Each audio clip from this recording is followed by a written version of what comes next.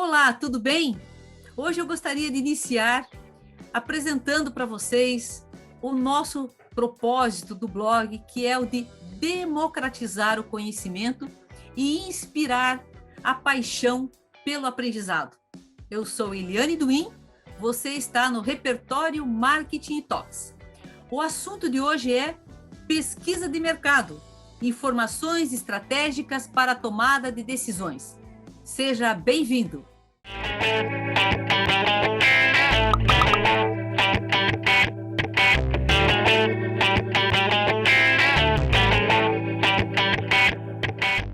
Os nossos convidados de hoje são os diretores da Mirador Pesquisa, Paulo Nederff e Juliana Carvalho. Juliana é membro da Sociedade Brasileira de Pesquisa de Mercado, com formação em Publicidade e Psicologia, especialista em pesquisa de mercado e opinião pública, atua desde 1990 no planejamento, coordenação e análise de projetos a nível nacional e internacional, sejam eles qualitativos ou quantitativos. Paulo é especialista em pesquisa de mercado e opinião pública, com formação em matemática pela Universidade Federal do Paraná e pesquisa de mercado pela Sociedade Brasileira de Pesquisa de Mercado. Atua no gerenciamento e análise de projetos qualitativos e quantitativos há 21 anos, com expressiva experiência em moderação de grupos e entrevistas em profundidade. Olá, Juliana. Olá, Paulo. Tudo bem? Oi, Eliane. Tudo bem? Muito obrigada pelo convite para estar aqui no blog. Legal. Boa tarde, Eliane. Tudo bem?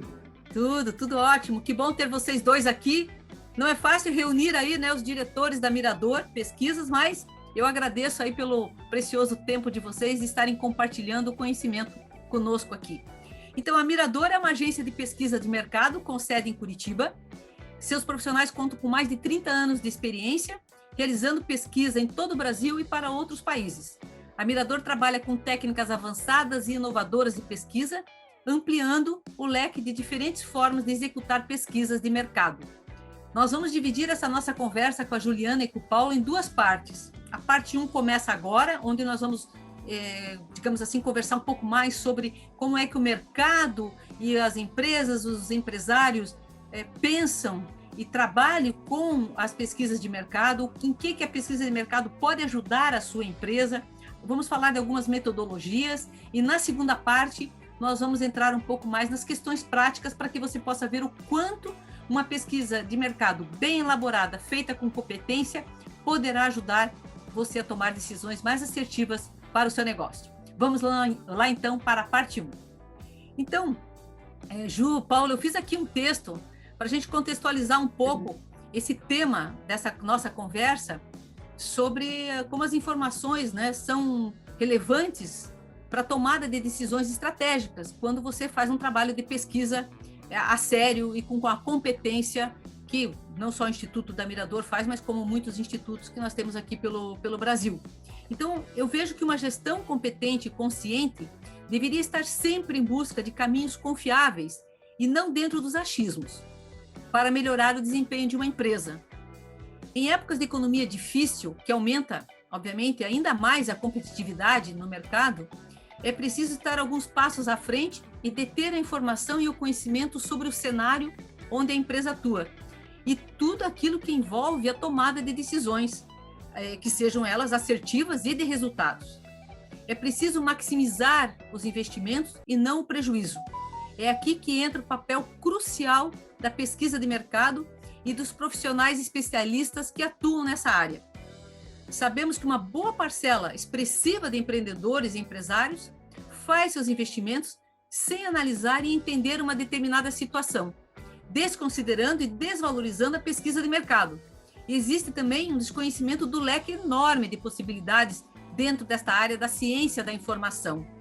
E como isso pode vir a ser útil como uma ferramenta que irá ajudar esse empresário, esse empreendedor, de sobremaneira nas suas decisões estratégicas.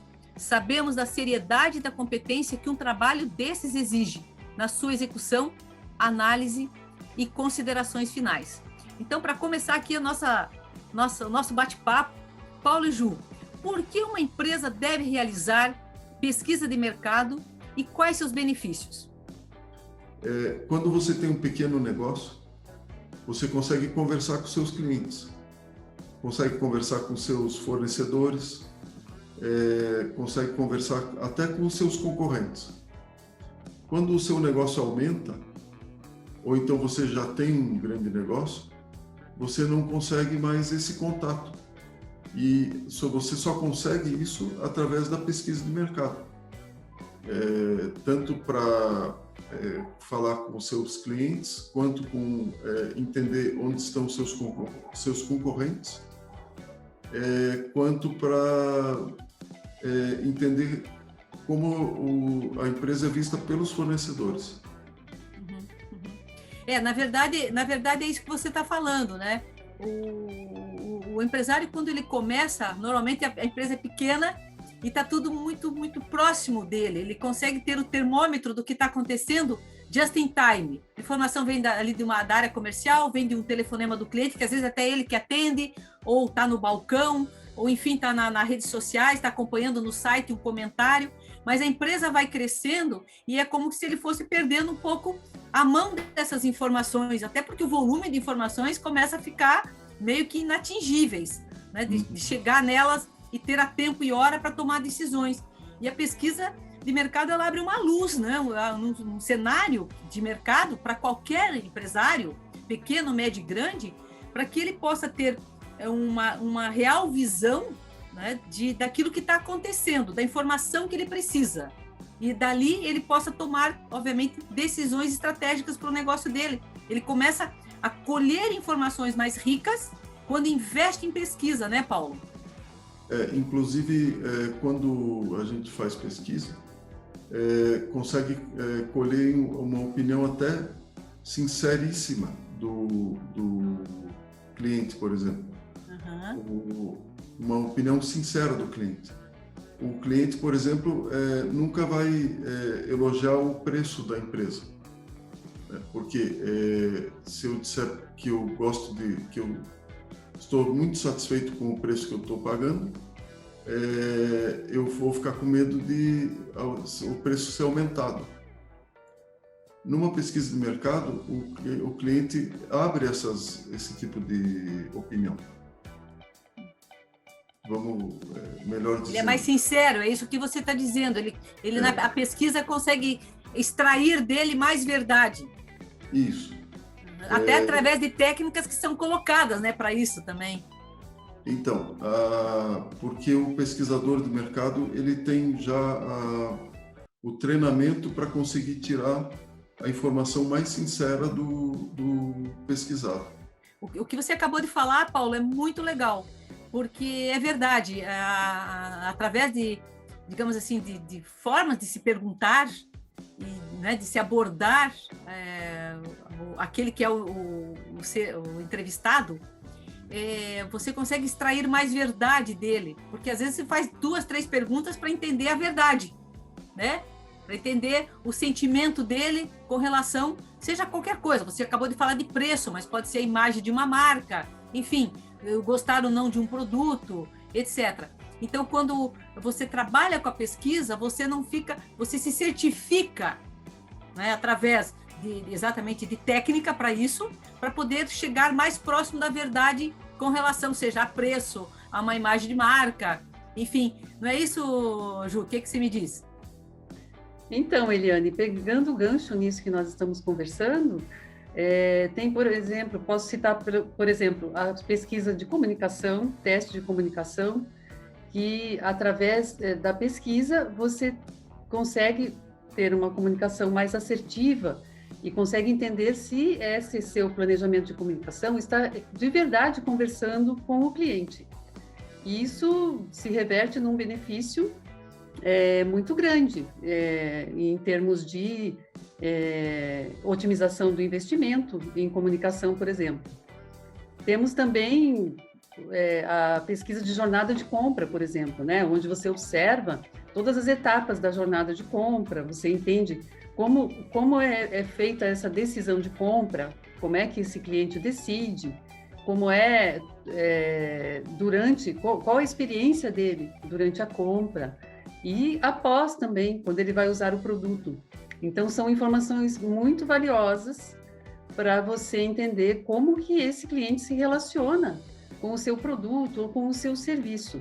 E que você, através dessas informações, pode ter um planejamento muito mais assertivo e pode fazer os ajustes no seu produto, no seu serviço, para que ele seja de acordo com a expectativa do cliente, com o que o cliente deseja.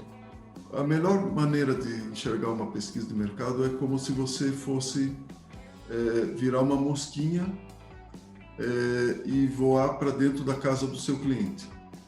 Entender o que ele pensa da sua empresa, do seu preço, do seu produto ou serviço, e entender o que o cliente pensa a respeito do preço do produto e do serviço do seu concorrente.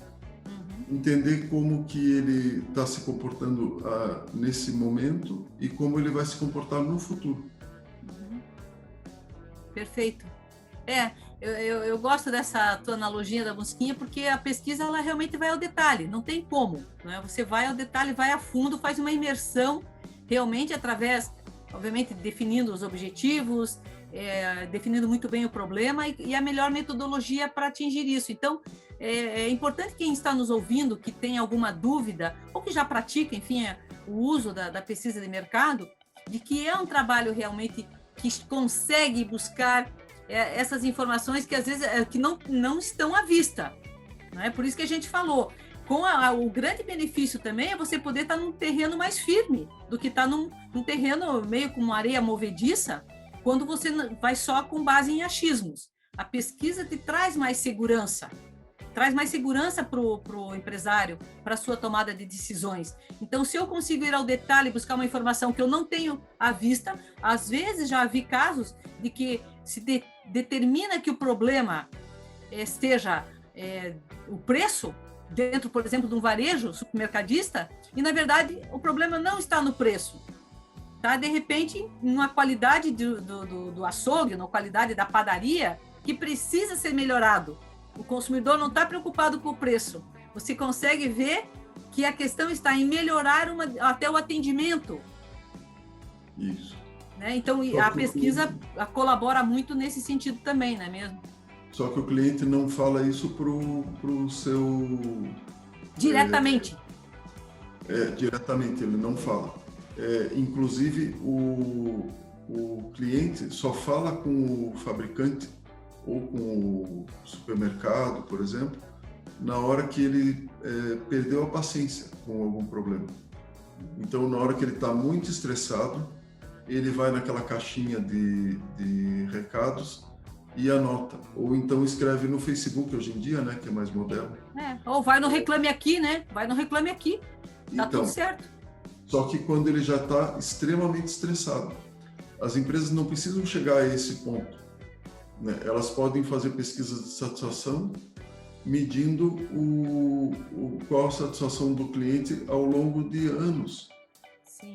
Ajustando o seu produto, ajustando o seu serviço e não deixando chegar nesse ponto do estresse total, assim, né? Sim. É isso mesmo. E na opinião de vocês, por que as empresas, em geral, investem menos do que deveriam em pesquisa de mercado? Vamos lá, a gente já entende que o mercado, de uma maneira geral, investe pouco, a gente sabe. É mais padrão, grandes empresas, até empresas de fora, né, grandes empresas, sejam elas multinacionais, e grandes empresas brasileiras que fazem pesquisas, inclusive, antes de lançar um produto, fazem pesquisa de conceito de campanha, como a Ju falou, antes de colocar uma campanha no ar, inclusive pretestam campanha, pretestam produto, enfim, tomam todos os cuidados necessários, porque o volume do investimento envolvido numa tarefa dessas é muito grande. Então, é muito melhor fazer um investimento para entender o mercado e se proteger de determinadas surpresas do que ter surpresas depois que você já fez tudo, porque daí recuar vai custar muito mais caro, né? Então, por que a gente encontra uma grande resistência, na opinião de vocês, principalmente do pequeno e do médio empresário, em investir, às vezes, até numa pesquisa interna de clima, ou numa pesquisa de observação, que são... Nossa, tem pesquisa, como a gente sabe, para todos os tamanhos, né? Eu acredito que nem todas as empresas têm uma visão clara, assim, do benefício de se fazer uma pesquisa. Então, o investimento em pesquisa acaba sendo mais como se fosse uma despesa, e muitas vezes considerada uma despesa cara para a empresa. Então, nem todas as empresas enxergam qual será o benefício em poder contar com os resultados dessa pesquisa para embasar o planejamento, para ter um planejamento mais assertivo, tomar decisões com mais segurança. Uhum. Então, eu acredito que, por isso, as empresas fazem menos pesquisa do que deveriam. Por outro lado, algumas empresas pequenas, muitas vezes, imaginam que elas não, por serem menores, né, negócios menores, não teriam necessidade de fazer uma pesquisa, que isso seria para grandes empresas. O que não é verdade, porque empresas de todos os portes podem se beneficiar, sim, dos resultados das pesquisas e para tomarem decisões com mais segurança. Legal. Paulo, queria dizer alguma coisa? Nos Estados Unidos, na Europa, as empresas têm verbas de pesquisa. E aqui no Brasil, elas só investem em pesquisa normalmente quando elas precisam resolver um problema. Outra coisa é que as empresas de pesquisa nos Estados Unidos e na Europa são gigantescas. E aqui as empresas são bem menores. Então a gente vê que realmente o empresário não dá até hoje uma prioridade em trabalhar com pesquisa, e sim ele apela para quando ele está com um problema ocorrendo. No entanto, a gente vê isso começando a mudar. Ontem eu recebi, por exemplo, já tem sido algo comum, eu recebi 2 solicitações de pesquisa. Uma era para um açougue, que quer se instalar em algum local assim, e fazer uma pesquisa de potencial de mercado, e para uma pequena fábrica de acessórios para pet shop, que quer ir para outro mercado. Isso é uma coisa que só a intenção deles estarem querendo fazer pesquisa de mercado, a gente vê que essa consciência tem aumentado muito. Legal. Mas o empresário ainda não enxerga que o valor gasto com a pesquisa é um investimento que diminui os riscos das ações que ele pretende realizar. Mas é interessante, assim, na minha vida como consultora, eu às vezes até digo assim, não tem dinheiro para fazer investimento, para fazer uma pesquisa científica que vai requerer, sei lá, grupos, ou um trabalho de uma pesquisa quantitativa, mas vamos lá, nós temos condições hoje de fazer um trabalho de desk research, que é buscar informações secundárias, seja começando pelo IBGE para entender o mercado onde ele está, porque você tem um mapeamento geodemográfico de informações que estão ali no site do IBGE de graça. Depois você tem uns outros institutos que podem te trazer informações, ou associações, ou mesmo fundações, que te trazem uma série até de pesquisas realizadas do setor, que podem contribuir para você conhecer melhor. Eu costumo dizer assim, você tem que começar a olhar para o mercado e as coisas se tornarem mais palpáveis. E com isso você começa a dizer, puxa, eu tenho aquela informação, mas essa informação, isso aqui já me ajudou a conhecer um pouco melhor o meu mercado, entender um pouco melhor como é que funciona a compra, a venda desses produtos. Tem muita informação de graça na internet e confiáveis. Agora, quando eu quero saber muito especificamente da minha marca, da minha empresa, do meu consumidor, é óbvio que o ideal é você investir num trabalho que realmente traga respostas para o seu negócio, de uma maneira mais específica, mesmo? Então, Eliane, e nesse ponto, acho importante colocar uma questão que é a diferença que existe entre você fazer a sua própria pesquisa, a empresa buscar informações já disponíveis, e um profissional formado em pesquisa fazer até mesmo essa mesma busca de informações. Sim. Então, isso é algo muito importante, a atuação dos profissionais de pesquisa, especialistas, porque nós, com a nossa experiência, nós temos condições até mesmo de trazer outro olhar para essas informações que já existem, porque tudo exige método para você poder trabalhar com esses dados, né? E algumas vezes é até meio perigoso você trabalhar com os dados sem ter a experiência para isso, a formação para isso, porque eles podem te levar para um lado errado, entende? Você não vai ter uma visão clara do que esses dados representam. Não, porque pode acontecer de ter uma leitura confusa, não é? Uma leitura confusa. Também concordo. Então, por exemplo, Eliane, hoje em dia, as empresas têm acesso a plataformas de pesquisas online, como o Google Forms, por exemplo, e elas podem fazer até mesmo as próprias pesquisas, ouvir os seus clientes. Mas é importante considerar aqui que a atuação de um profissional de pesquisa, de um especialista, é que vai fazer toda a diferença, tá? No processo de pesquisa, desde a elaboração do questionário, usando as perguntas certas para obter os resultados, e até mesmo para isso, às vezes as empresas não imaginam, mas existem técnicas para a elaboração de perguntas que já foram pensadas há muito tempo e testadas cientificamente.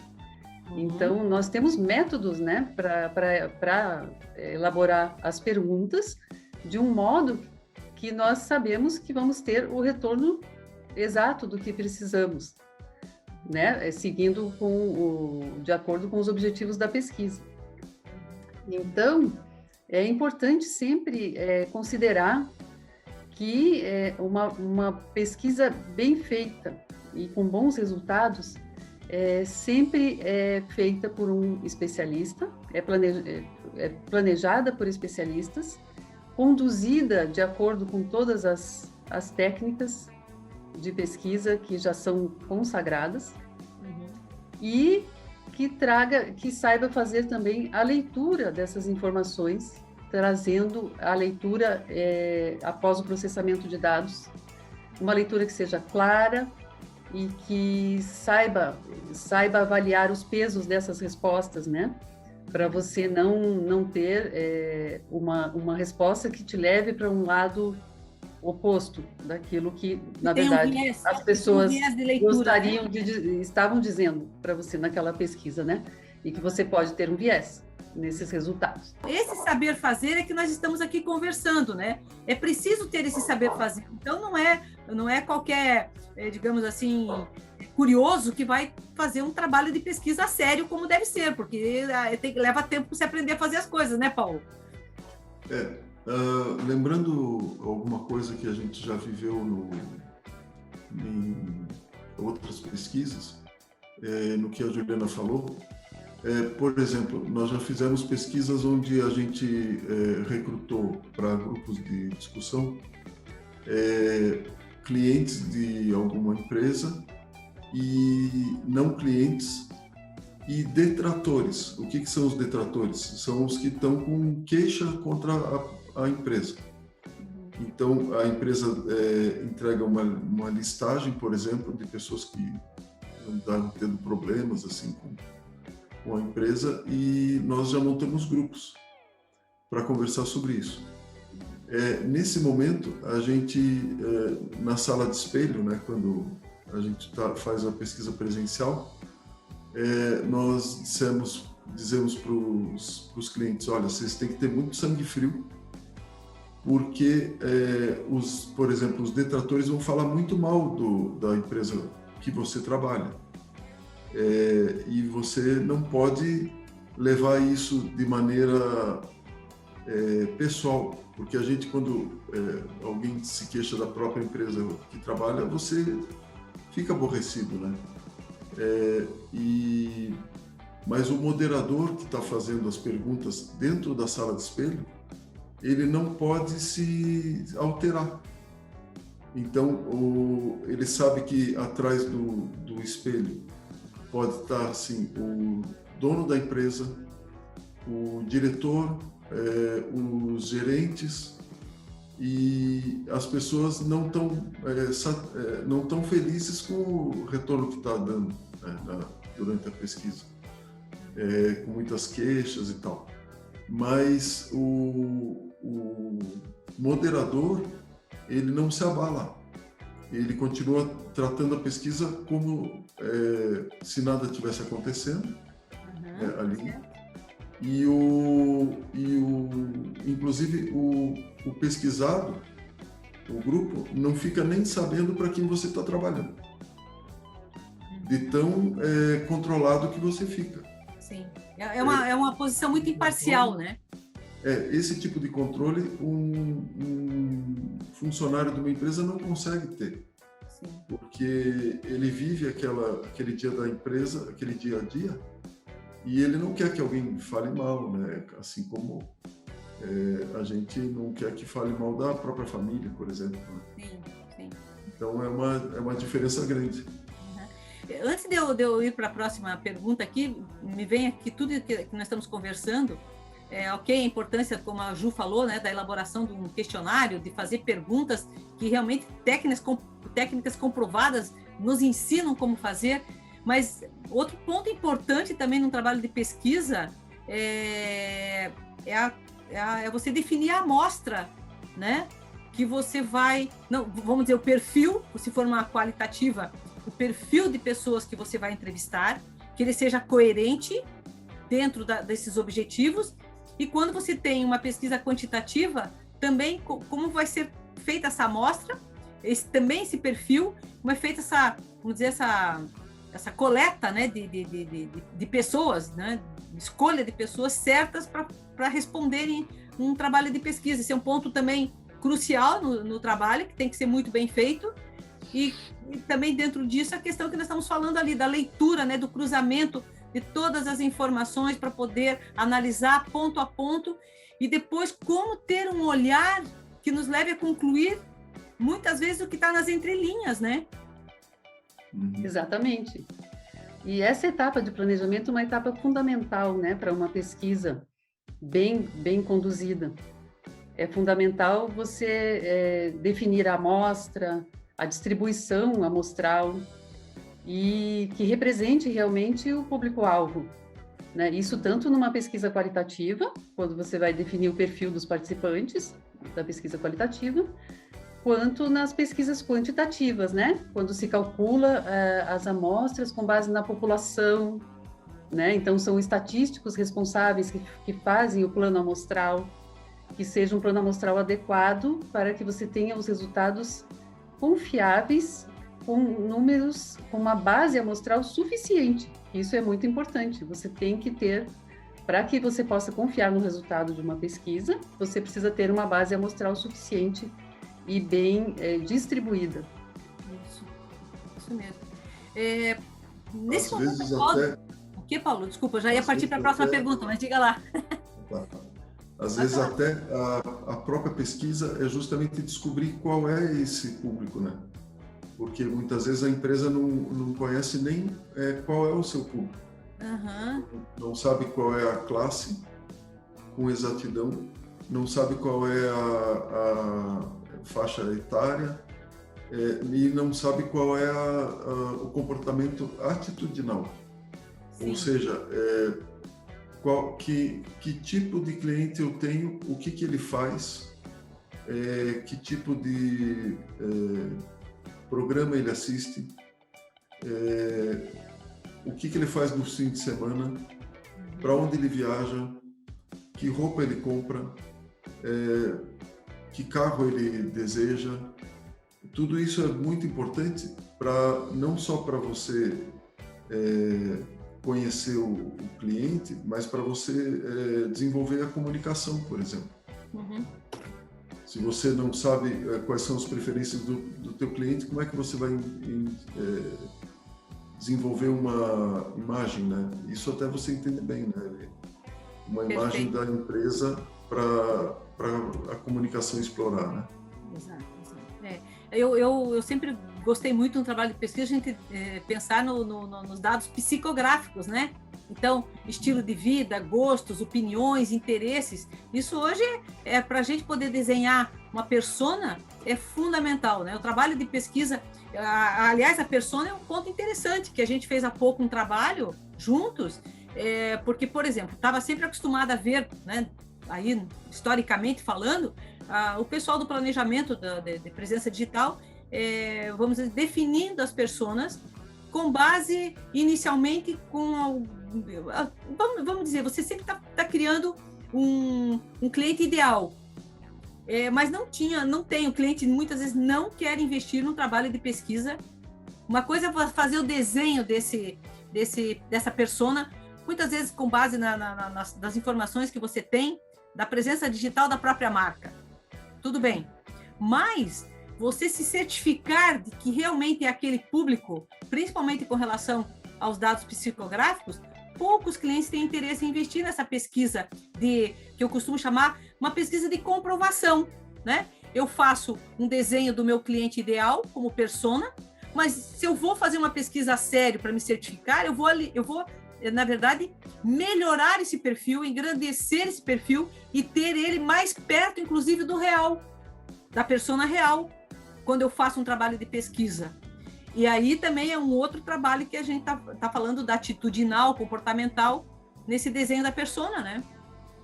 Exatamente. E, além disso, quando você faz um estudo de segmentação para identificar personas, você ainda faz esse estudo de uma forma muito ampla e aberta, de modo que outros perfis, né, vão surgir nessas análises. Então, você até já tem algumas personas, digamos, né, alguns perfis definidos, mas durante a pesquisa, tanto na etapa qualitativa quanto na quantitativa, você pode descobrir outros perfis que também existem, que também são perfis de clientes e que você ainda não conhecia, não havia identificado. Essa é uma parte muito interessante também desse tipo de pesquisa de segmentação. Não, e às vezes está ali uma oportunidade de negócio enorme, que já justifica o investimento que foi feito. Aí já justifica o investimento, exatamente. Às vezes você tem uma surpresa, né? Descobre um nicho de mercado ali que ainda você não conhecia. Né? E através da pesquisa é possível descobrir. Diga, Paulo. Às vezes a empresa imagina que ela tem uma imagem e ela não sabe que ela tem uma imagem completamente diferente. Por exemplo, uma pesquisa que nós fizemos uma vez foi por uma confecção mais de amplitude nacional. E era uma confecção para crianças, que tinha, no começo foi a primeira confecção para crianças de luxo do Brasil, e que durante décadas foi de, assim, classe A, né? Muito cara e tudo. E que imaginava-se que ela continuava sendo de classe A, mas na verdade agora ela era de classe C. Ela continuava tendo um preço bom, mas eram comprados por pessoas de classe um pouco mais baixas, com intenção de deixar as suas filhas mais bonitas, né? Uhum. Mas ela não vendia mais para a classe A. E para a empresa foi difícil enxergar isso, né? Foi só com a pesquisa de mercado que ela conseguiu enxergar. E isso é útil, assim, não para a empresa ficar, por exemplo, deprimida, né? Mas sim para que ela possa trabalhar o seu mercado. Então, ela passou para a classe C, isso não tem o menor problema, contanto que ela esteja com o seu faturamento em alta, né? Então, ela precisa regular a comunicação e continuar trabalhando, ou se reposicionar, né? Mas aí é outra questão. Outra questão, porque o reposicionamento pode acontecer. Mas o que você está falando me faz lembrar de uma experiência que o cliente dizia que a concorrência dele era uma. Né? Não, minha concorrência é essa. Então, ele se espelhava e fazia meio que de seguidor, tentando... Né? Quando nós conseguimos emplacar um trabalho, um projeto de pesquisa, nós identificamos que a concorrência era totalmente diferente daquela que o cliente desenhava para ele. E foi tão interessante que o cliente não queria acreditar.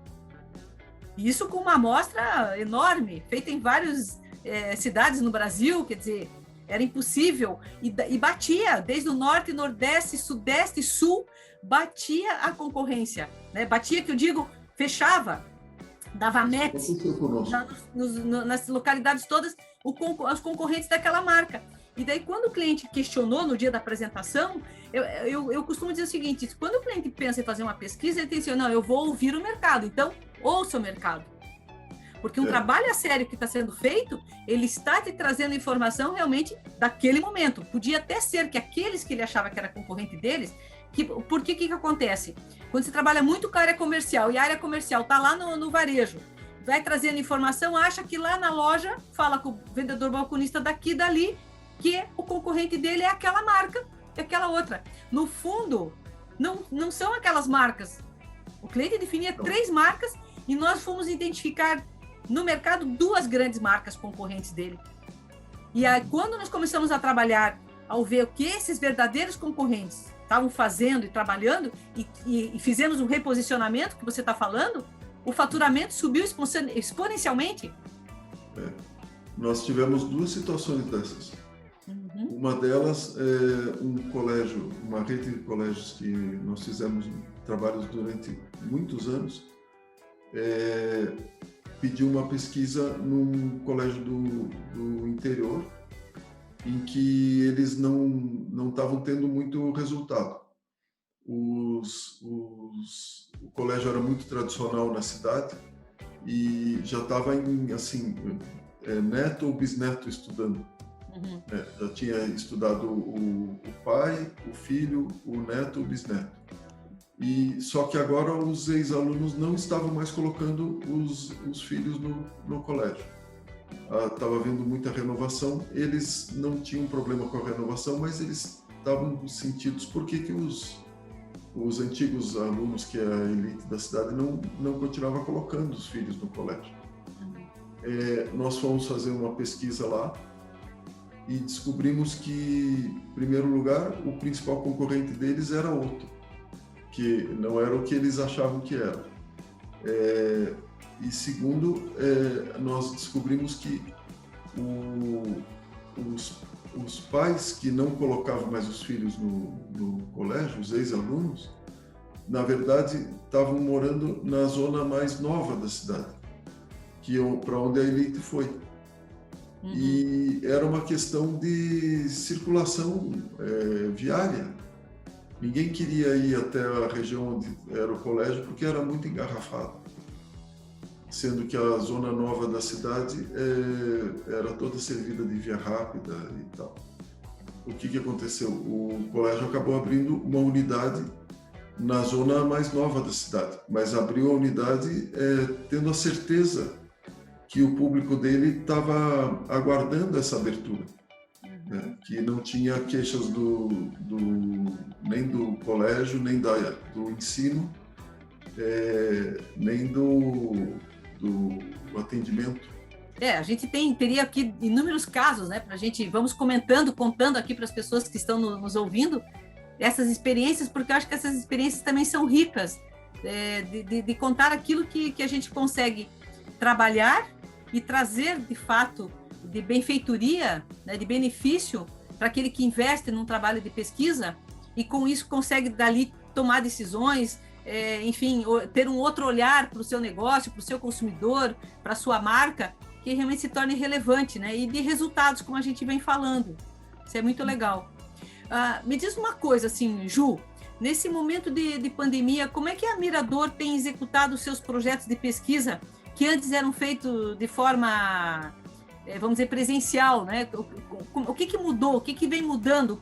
Eu, por exemplo, estou falando agora, a gente estava falando há pouco da sala espelho, né? Que a gente ficava do lado de cá, muito próximo, às vezes mandava um bilhetinho para o moderador, para ele fazer uma outra pergunta, e hoje nós estamos num mundo, né, virtual. Vamos começar por essa forma agora, e depois comentando, até eu gostaria de trazer aí, como a gente falou no princípio, tendências, enfim, de formatos inovadores que a Mirador vem trabalhando, quais são esses outros formatos, a gente pode emendar aqui nessa nossa conversa. Vamos lá. Sim. Então, hoje as pesquisas são feitas de forma virtual, né? Então, essa já era uma tendência mesmo antes da pandemia, que essas ferramentas online, de pesquisas online, já vinham começando, né, a ser utilizadas. Mas ainda, principalmente na pesquisa qualitativa, como você falou da sala de espelho, né, ainda havia muita resistência, né, principalmente nas pesquisas qualitativas, né, se elas, como que elas funcionariam de forma online. E a partir da pandemia, acabou sendo a única forma, né, da gente conseguir reunir as pessoas. E com isso, nós descobrimos que sim, que é viável, né, você trabalhar com qualitativas online.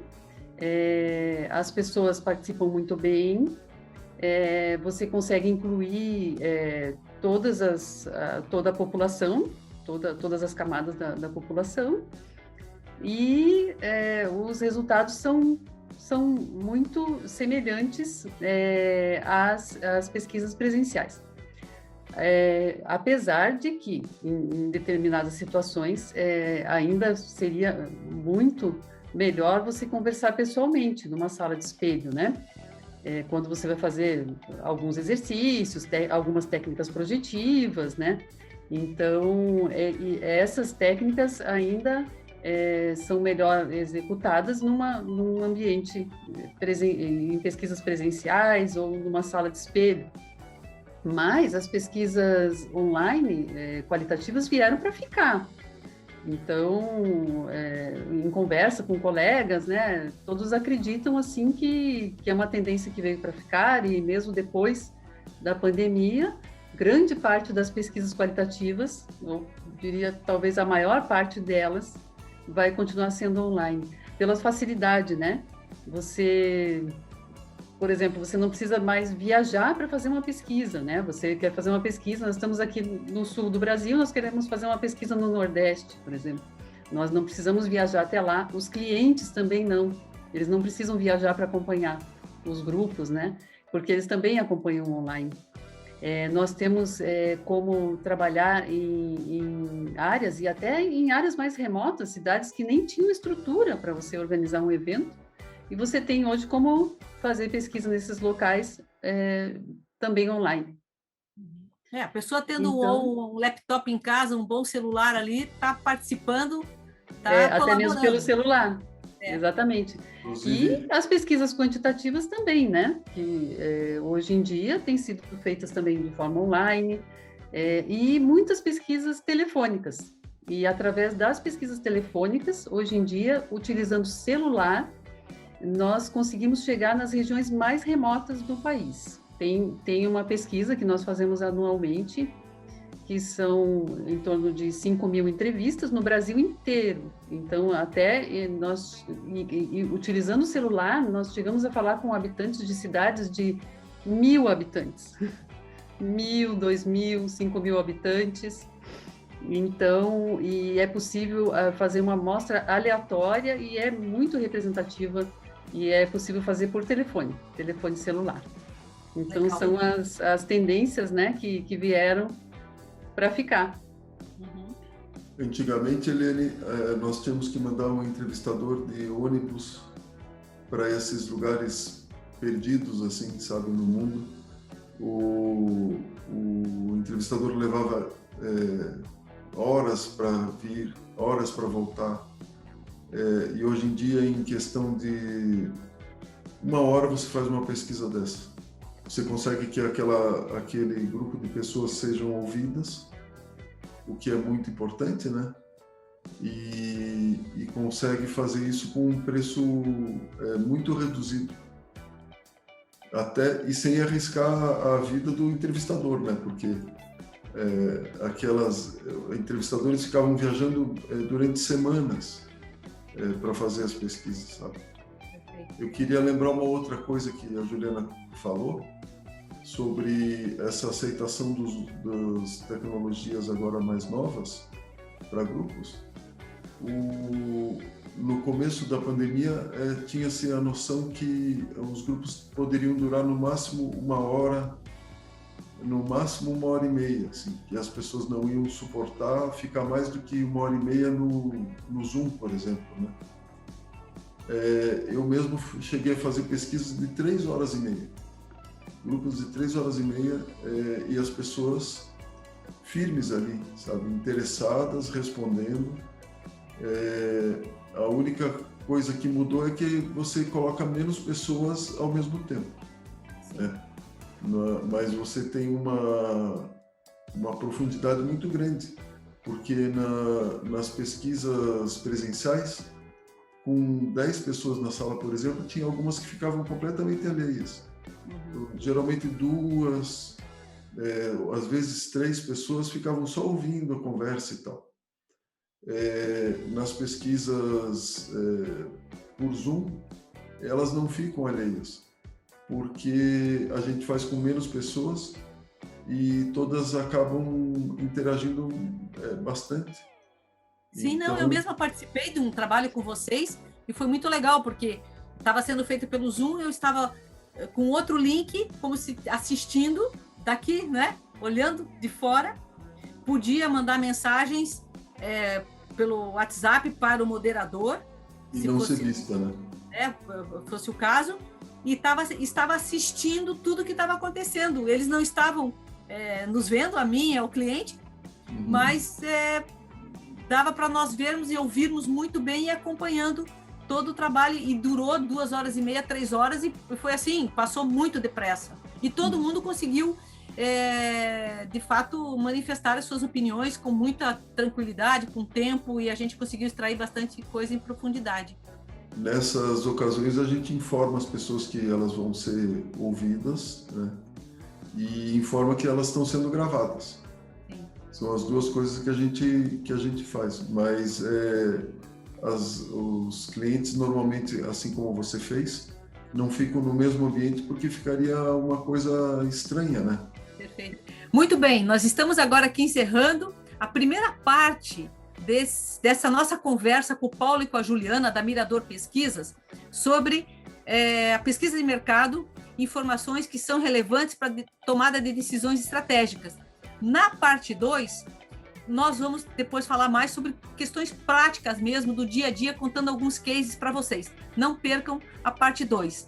Eu gostaria, nesse momento agora, de agradecer o Paulo e a Juliana por estarem conosco até esse momento. Nós já retomamos aí na parte 2. Se você ficou com alguma dúvida até esse momento, por favor, se deseja comentar o assunto, entre lá no nosso blog, comente, e a gente terá o maior prazer em responder e tirar as suas dúvidas. Juliana, Paulo, eu vou pedir para vocês fazerem as suas considerações finais sobre essa parte 1 da nossa conversa. Nossa conversa está muito interessante, Eliane, muito obrigada pelo convite. Estou gostando muito de conversar com vocês aqui sobre pesquisa, que é a coisa que eu mais gosto de fazer na vida. Legal, até mais. Vamos já para a parte 2. Diga, Paulo. Não, só agradecendo também. Vamos lá para a parte 2. Né? Legal, então eu espero que vocês tenham gostado até agora, valeu! E antes de encerrar, eu quero lhe fazer um convite. Se inscreva no nosso canal no YouTube, aperte lá o sininho, siga-nos nas redes sociais, cadastre-se no nosso blog. Toda semana tem novidades sobre marketing, comunicação e branding. Um abraço e fiquem bem!